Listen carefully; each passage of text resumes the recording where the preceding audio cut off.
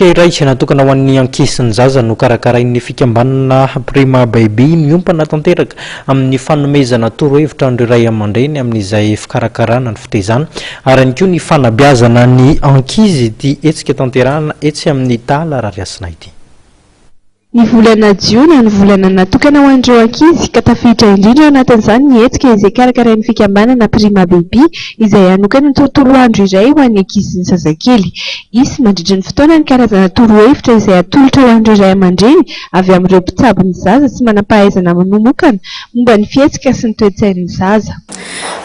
Mariaka aloha fa ny hetsika zany dia isa-taona izay mikarakara izy io.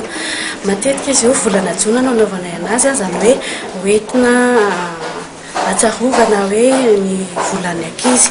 Somary nandroso kely herinandro mialoha zany nanaovana an'ilay izy noho ny fotoana izay mifamindra dia izay ny antony zany no karakarainay an'ilay hetsika zany hoe anomezana lanja an'ilay zazakely sy ny ankizy mihitsy zany tena tanjona. Isa-taona ihany koa Prima Baby dia mamoaka an'ilay guide des crèches et préscolaires dia amin'ny hoetika bebe and kids io zany no ahitantsika ray aman-dreny voalohany hoe indray ny boky vaovao ny andiany fahadimy.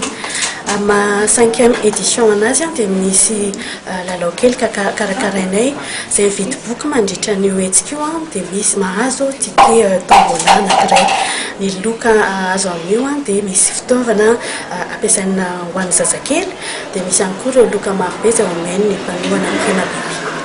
Isan'ny nahafantarana ny fikambanana Prima Baby hatramin'izay moa ny mahakasika ny fanomezana torohevitra ireo ray aman-dreny amin'ny fomba fitaizana ny zaza ary izany dia avotra izy ireo ao anatin'ilay boky kely tory lalana ho an'ny ray aman-dreny izay mivoaka isa-taona. Mandritra ny hetsika izay ho tanterahana ny tontolo andron'ny asabotsy izao no hivoaka ihany koa io boky tory lalana io izay ahitana ny kilalao iarahana amin'ireo ray aman-dreny azona loka samihafa avy amin'ny mpiara-miasa amin'ny fikambanana Prima Baby.